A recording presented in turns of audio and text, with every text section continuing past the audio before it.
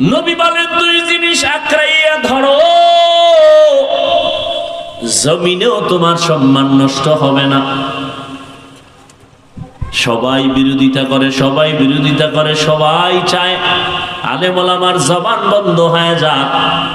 কত আলেমরে ফাঁসি দিল, কত মাদ্রাসায় আগুন লাগাইল, হাজার হাজার আলেমরে মেরে ফেললো ব্রিটিশরা ভারতে, মাদ্রাসায় তালা লাগায় দিল। স্পেনের শহরে মুসলমানদের জাহাজের মধ্যে উঠাইয়া আগুন দিয়া জ্বালায় দিল। হাজারো লাখো কোরআন শরীফের তাফসির ফিরা ফালাইল, নদীর মধ্যে ফালায় দিল। এই রকম ধাপে ধাপে আঘাত অত্যাচার কম করে নাই। কিন্তু এরপরেও তাকায় দেখো, ওদের আঘাতের পরে বর্তমান দুনিয়ায় মুসলমানের সংখ্যা যারা জানেন জবাব দেন কম না বেশি? মাদ্রাসা কম না বেশি? মসজিদ কম না বেশি? তাবলীগের খেদমত বাড়তেছে না কমতেছে? পীর মুরিদির লাইনে সব দ্বীনি খেদমত বাড়তেছে না কমতেছে? বাড়তেছে। কারণটা কি জানেননি? জোয়ারের পানিতে বাদ দিলে পানির শক্তি বেড়ে যায়, ইমানদারের ইমানে আঘাত করলে মুমিনের ইমানের শক্তি বেড়ে যায়।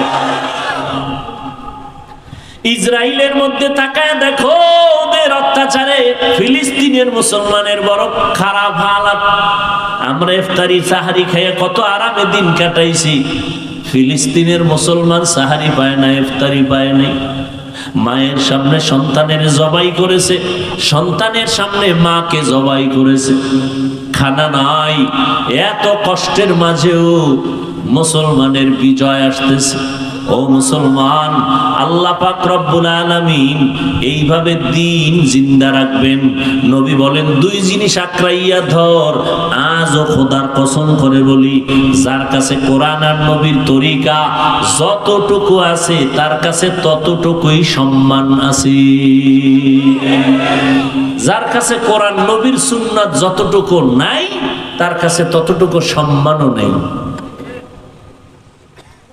এমপি সাহেব দেখা হলে কয় হুজুর কেমন আছেন, দোয়া কইরেন। মন্ত্রী সাহেব দেখলে কয় হুজুর দোয়া করবেন। এটা টাকা দিয়া কিনে পাওয়া যায় না? পাওয়া যায়? আমি কি এগুলি গোপনের কোনো কিছু বলতেছি? আপনাদের চোখের সামনে না? ও যুবক, আল্লাহ ইবাদতের জন্য মানুষ পাঠাইছে। তোমার মতো যুবক, নবী কইছে কোরআন ধইরা রাখ, সুন্নাত ধইরা রাখ। কিন্তু আমি কিন্তু এই ব্যাখ্যা দিয়ে আপনাকে কই নাই যে নবী কইছে হুজুর হইয়া পাগড়ি লাগাও। তুমি স্কুলে পড়ো বাধা নাই, কলেজে পড়ো বাধা নাই, চাকরি করো বাধা নাই, কোরআনটা ধরে রাখো, নবীর সুন্নাত ধরে রাখো। এই যুবকেরা, তোমার মতো যুবক স্কুলে পড়ে, কলেজে পড়ে, 5 ওয়াক্ত নামাজ পড়ে, মিথ্যা বলবা না, বলো আছে না নাই?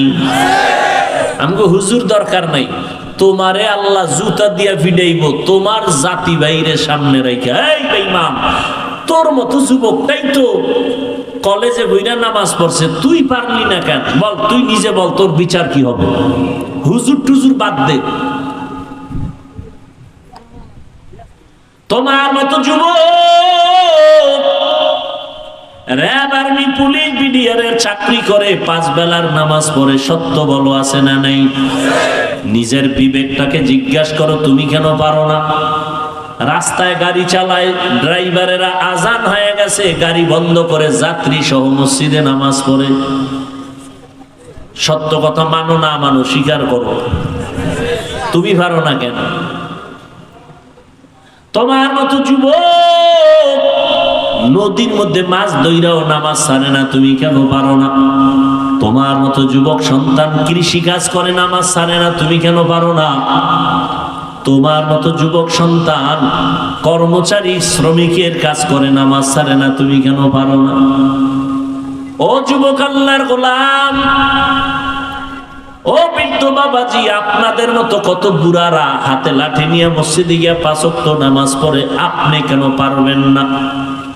ও পর্দার আড়ালের আম্মা জানেরা, আপনার মতো বহু মা এখনো আছে তাহাজ্জুদ পড়ে, 5 ওয়াক্ত নামাজ পড়ে, পর্দা করে, স্বামীর মাল হেফাজত করে, নাই?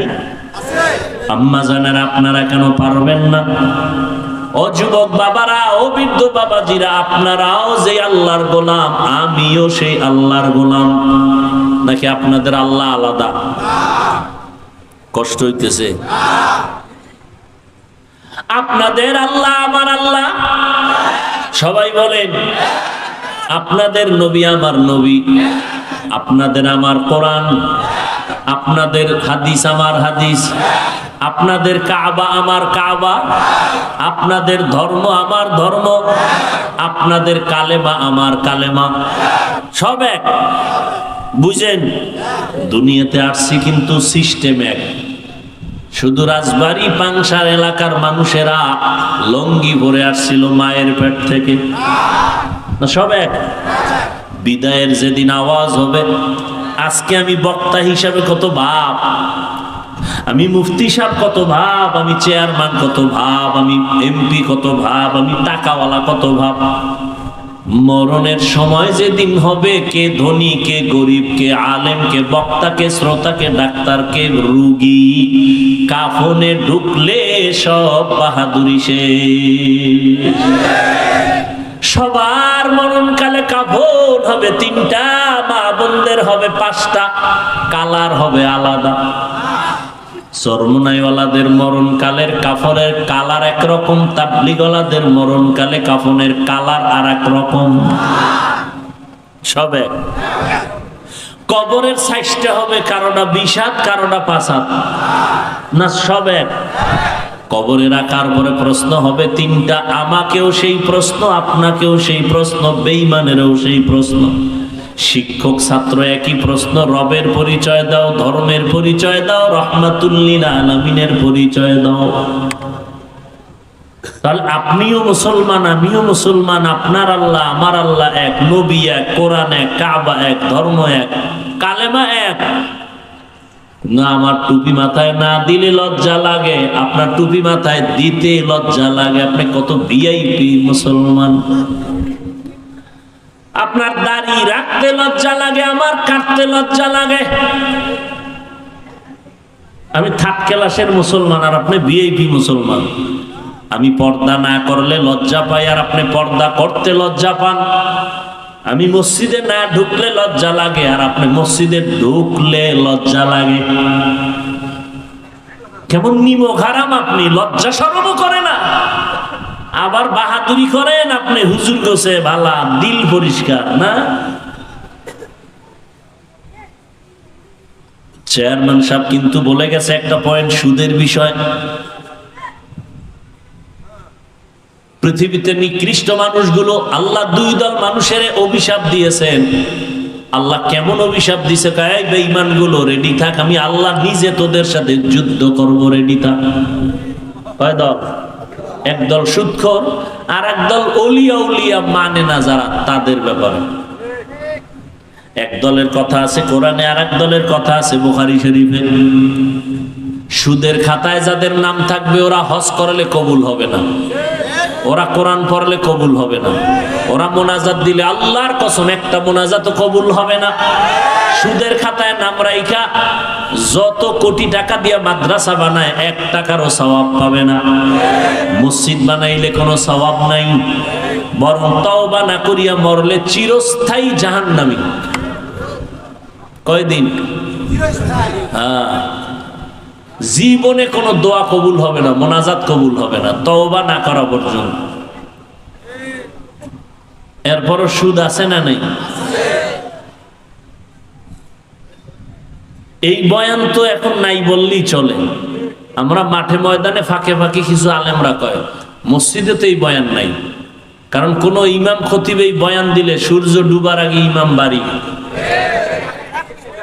ঠিক নি? কারণ শিয়ালের হাতে মুরগি রাখলে যা হওয়ার তাই।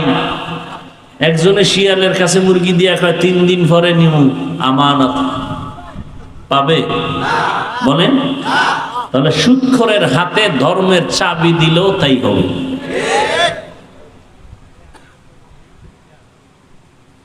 আহা, আমাদের আল্লাহ এক, নবী এক, কোরআন এক, সত্য ধর্ম, সত্য আল্লাহ, সত্য নবী, সব মানি। অথচ এই রোজার মাস রোজা রাখে নাই মুসলমান। আবার একদল রোজা রাখছে তারাবি পড়ে নাই, আছে না? আবার একদল তারাবি পড়ছে পুরাটা পড়ে নাই। দেখেননি কোয়ালিটি কেমন? কেউ ভাই আপনি পুরাটা পড়েন না কেন? কয় ওমরে ফারুক রসুলের সাহাবীর সাথে আমার একটু ঘুমের ঘরে দ্বন্দ্ব হইছে। আমি নবী মানি, ওমরে ফারুক নবীর সাহাবীরে মানি না। হ্যাঁ, একজনে যদি হাফিজ ভাই আপনারে আমি খুব মহব্বত করি, যা চান তাই দিব না, আপনার ছেলের আমি 1 সেকেন্ডের জন্য দেখতে পারি না, মহব্বত বাড়লো না কমলো? হ্যাঁ, যারা সাহাবায়ে কেরামদের বিরুদ্ধে সমালোচনা করবে, লেখবে, আল্লাহর কসম একবার, আল্লাহর কসম 2 বার, আল্লাহর কসম 3 বার, ওয়াল্লাহি বিল্লাহি তাল্লাহি, সাহাবায়ে কেরামদের ব্যাপারে যারা ইশারা ইঙ্গিতে বলবে বা লেখবে তারা ভণ্ড, তারা বাতিল। তাদের যারা ভণ্ড বলবে না তারাও ভণ্ড। সমস্ত সাহাবায়ে কেরাম জান্নাতি। আজীবনের জন্য ঘরের দরজায় লিখে রাখবেন, সমস্ত সাহাবায়ে কেরাম, কোনো সন্দেহ নাই। আপনার ঈমানটা সঠিক না ব্যাঠিক এর স্কেল হলো সাহাবায়ে কেরামের ঈমান। এত সোজা মনে করেছেন সাহাবায়ে কেরামদেরকে? আপনার ঈমান সঠিক না ব্যাঠিক তার স্কেল কি? সাহাবায়ে কেরামের ঈমান। এত সহজ মনে করেন না। সাহাবাদের ইমানের সাথে আপনার ইমান ঠিক তো ঠিক, ব্যাঠিক তো ব্যাঠিক। কোন চালাকি চলবে না, চালাকি দুনিয়ায় করতে পারবে না। তবে চালাকির সীমা লঙ্ঘন হইলে দুনিয়াতে মরার আগেই ধরা খেয়ে যাবে। কারণ হাদিসে আছে 2টা অপরাধ যদি দুনিয়াতে মানুষ করে ফেলে শাস্তি মরার আগেই শুরু। এক অপরাধের নাম জুলুম, আর এক অপরাধের নাম মা বাবার সাথে বেয়াদবি। قال النبي صلى الله عليه وآله وسلم اثنان يعجلهما الله في الدنيا البغي وعقوق الوالدين। তো আমি যে কথা নিয়ে বয়ান শুরু করেছিলাম, ইবাদত, নামাজ পড়া ইবাদত না, রোজা রাখা ইবাদত, শুধু এতটুকু না। স্কুলে পড়ো, কলেজে পড়ো, ডাক্তার হও, ইঞ্জিনিয়ার হও, লেখাপড়া করো, সব ইবাদত যদি নবীজির তরিকায় হয়। আর নবীর তরিকা বাদ দিয়ে যদি নামাজও পড়ো এও গুনাহ। একজনে মাগরিবের নামাজে দাঁড়াইয়া 3 রাকাত ফরজের শেষে চিন্তা করে আল্লাহরে মহব্বত কইরা আরো 2টা সেজদা বাড়াইয়া 4 রাকাত বানাই, বেজোর রাইখা লাভ কি? আল্লাহর জন্যই মোহাব্বত কইরা 2 সেজদা বাড়াইয়া আর 1টা রাকাত বাড়াইয়া জোর বানায়া 4 রাকাত পড়ছে মাগরিব, সওয়াব বেশি হবে না নামাজ বাদ? কারণ কি? নবীর তরিকায় ওই 1 রাকাত বাদ না সব বাদ? সব বাদ। আল্লাহ কয় নতুন করে দাঁড়ায় কানে ধর, কানে ধরে নতুন করে বেদবি করলি কেন? আমার মুহাম্মদ কে জানো তুই? মুসা নবী আমার বন্ধু, ঈসা নবী আমার বন্ধু, ইব্রাহিম নবী আমার বন্ধু, ইসমাইল নবী আমার বন্ধু, সব নবী আমার বন্ধু। আমার মুহাম্মদ আমার বন্ধু। আদম সফিউল্লাহ, ঈসা রুহুল্লাহ, মুসা কালিমুল্লাহ, ইসমাইল জবিহুল্লাহ, ইব্রাহিম খলিলুল্লাহ। আমি ভালোবাসা এক একজনের এক একটা পদবি দিছি, কিন্তু হাবিবুল্লাহ কাউকে দেই নাই।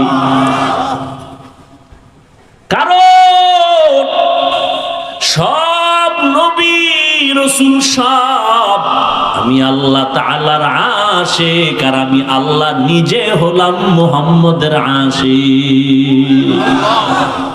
অতএব ওই নবীর তরিকা বাদ দিয়া মাস্তানি করবি, তোর দুনিয়াও বরবাদ, আখিরাতও বরবাদ। সব নবী আমি আল্লাহর আশিক, আমি আল্লাহ কার আশিক? ঠিক তেমনি ভাবে সমস্ত সাহাবায়ে কেরাম মুহাম্মদের আশিক, আর মোহাম্মদ আমার নবী, ওমরে ফারুক সাহাবীর আশিক। এবার বুঝেন ওমরের দাম কত।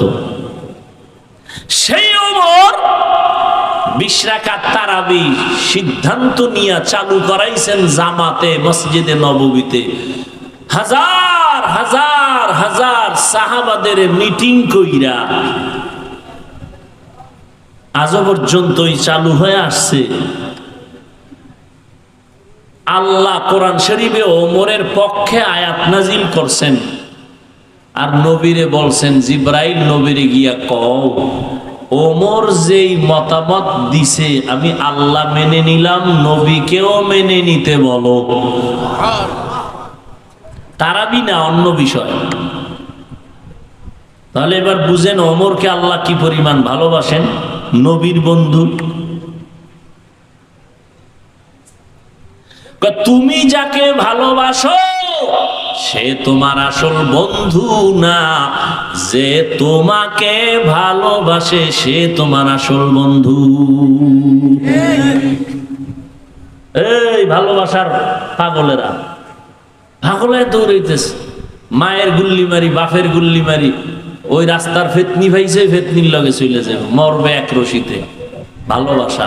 এই যুবক লেখা রাখিস আজকে থেকে, মোবাইল স্ক্রিনে আজে বাজে ভাল্লুকের ছবি রাখো না, আজকে লেখাটা লিখবি যে তোমাকে ভালোবাসে সে তোমার আসল বন্ধু, তুমি যাকে বাসো সে তোমার আসল না। তুমি দেখবা তোমাকে ভালোবাসে কিনা।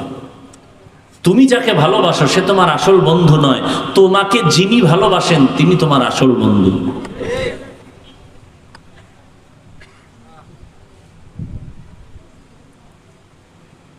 ইবাদত নবীর তরিকায় যদি আপনি বাথরুমে যান ইবাদত হয়ে যাবে, আর নবীর তরিকা বাদ দিয়া রোজা রাখলেও সওয়াব হবে না।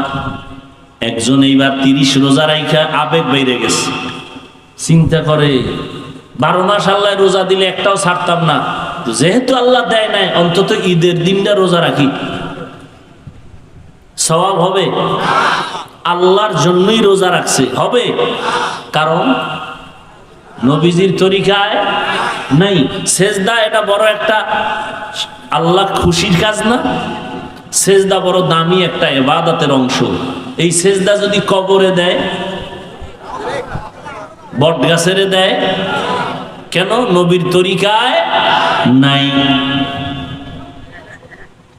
আর নবীর তরিকা আপনি যদি বাথরুমে যান তাও ইবাদতে পরিণত হবে।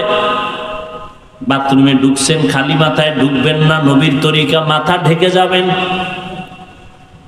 নবীজির সুন্নাত বাথরুমে ঢোকার আগে বাম পা দিয়া ঢুকবেন, দোয়া পইরা ঢুকবেন, পইরা দোয়া পড়বেন, ঢুইকা দোয়া পড়বেন না পইরা ঢুকবেন? দোয়া পারেন না, বিসমিল্লাহ বইলা ঢুকবেন। কোন পা দিয়া? বাম পা দিয়া ঢুকবেন। বাথরুমে ঢুইকা বসবেন, হাঁটুর উপরে কাপড় উঠানো যাবে না, নবীর সুন্নত। মক্কার কাফেরেরা মুশরিকেরা কয় তঙ্গ নবী কেমন যে বাথরুমেরও নিয়ম শিখায়। বাথরুমে গিয়ে বসবেন, হাঁটুর উপরে কাপড় উঠবে না এবং বাম পায়ের উপরে বর করে বসা সুন্নত। আর এখন তো সোফা সেট লয়ে লইছে বাথরুমে, হ্যাঁ, চেয়ারের মধ্যে বইয়া কি আরাম। টেলিভিশন লাগা লইছে একজন, টেলিভিশন বয়ে বয়ে পত্রিকা পড়ে, ফ্যান এসি টেসি লাগায়, শান্তি। ভাইরা আমার, রাস্তাঘাটে চলতে গেলে কোথায় একটু বাথরুমে যাব, প্রস্রাব করব, যত আধুনিকতা ততই রসুলের দুশ্মনী। সুন্নতের বাইরে দাঁড়াইয়া প্রস্রাব করতে হবে, বসে করা যাবে না। বাথরুমে ঢুকছি, টয়লেটে ঢুকে যে ওখানে গিয়ে করুন, হেন হাই চেয়ার, হেন বইয়ে কেমনে করি? মইরে গেল প্রস্রাব করবো না, মইরে যাব, দাঁড়াইয়া করবো না। হুজুরেরা কয় এই জন্য শিক্ষিত যারা এরা মানে না। এইবার ওই শিক্ষিতদের বন্ধুরা কইছে প্যান্ট শার্ট টাইওয়ালা গবেষকরা বলছে দাঁড়াইয়া প্রস্রাব করলে কিডনি ড্যামেজ হয়ে যায়। এবার চান্দুরা কই যাইব? কিডনির রোগী, সত্য কথা বললেন, কিডনির রোগী কমতেছে না ইদানিং বাড়তেছে? বিজ্ঞানীদের থিওরি, চিকিৎসা বিজ্ঞানীদের থিওরি স্পষ্ট। আজকে বাসায় গিয়ে গুগলে সার্চ দেন, দাঁড়াইয়া প্রস্রাব করলে কিডনি ড্যামেজ হয়, দাঁড়াইয়া পানি পান করলে কিডনি সমস্যা হয়। হুজুরেরা কইছি নবীর কথা মানেন নাই, আপনাকে বন্ধুরা গুরু যারা প্যান্ট শার্ট টাইওয়ালা আপনাদের গুরু, এরা বলছে। এইবার কই যাইবেন? আমরা তো এই তথ্য নিয়ে বলতেছি, মনে করে না গাঞ্জা খাইয়া বইছি। চেহারা দেখলে মনে হয় গাঞ্জা খাই। একজনে তেঁতুল খায়, কয় কেমন লাগে, কয় ঠোঁটের মিস করলে বুঝো না। তো কেন বলেন হুজুর গো মাথা খারাপ? গাঞ্জা খান আপনি, ইয়াবা খান আপনি, মদ পান করেন আপনি, আর মাথা খারাপ আনবো না? ফাইজলামি করেন।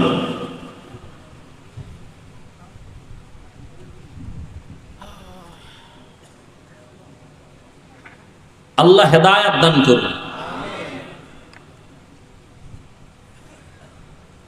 ওয়ামা খালাকতুল জিন্না ওয়াল ইনসা ইল্লা লিয়াবুদুন।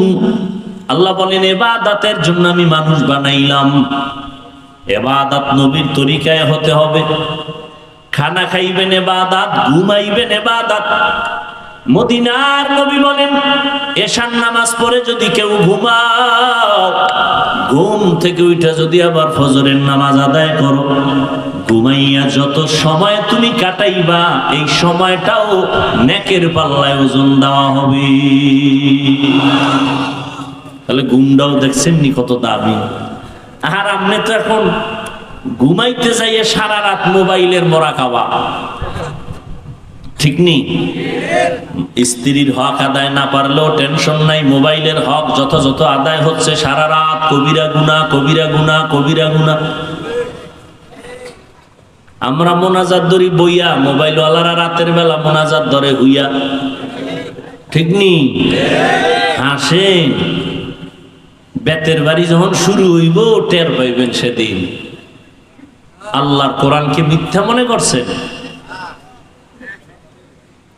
ও যুবক, সারাটা রাত মোবাইল চালাইয়া শুধু গুনাহ করছো এতটুকুই না, বরং তুমি মোবাইল সারা রাত চালাবার কারণে তোমার চেহারার নূর নাই। এই বেটা, তোর বয়স মাত্র 26, তোর চেহারা থাকবে গোলাপের মতো। তোর চেহারা কার্টুন হয়ে গেছে কেন? তোর চেহারার মধ্যে আকর্ষণ নাই কেন? এই বেহায়া, নির্লজ্জ, তোর চেহারার দিকে তাকাইলে মায়া লাগে না কেন? 40 বছরের পরে তোর চেহারা ভাটা আসবে, তোর 26 বছরের চেহারা নষ্ট করছো কেন? আল্লাহর কসম করে বলে যাই, লিখে রাখ, তোর চেহারা পৃথিবীর কোন মেডিসিন দিয়ে আর সুন্দর করতে পারবি না। একটা মেডিসিন আছে, যদি গুনাহ ছাইরা দাও, নেক আমল করো, আল্লাহর কসম তোর চেহারা আবার নূর ফিরে আসবে, আকর্ষণ ফিরে আসবে, লাবণ্যতা, উজ্জ্বলতা ফিরে আসবে। শুধু চেহারা নষ্ট করছো, ফার্মেসি হসপিটালে গিয়া পরীক্ষা কর, তোর কিডনি, চোখের পাওয়ার, কানের পাওয়ার, যৌবন, জীবন, লেখাপড়া, মা বাবার সাথে সুন্দর আচরণ সব ধ্বংস করে ফেলেছো এই মোবাইল দিয়ে। কানের পাওয়ার নাই, আম্মা জান খা ভাত খাবি না, খায় গোসল কইরা লাইছে, কানের পার্টস নষ্ট করে ফেলেছে। আল্লাহ এগুলো দিছে একটা মেয়ে।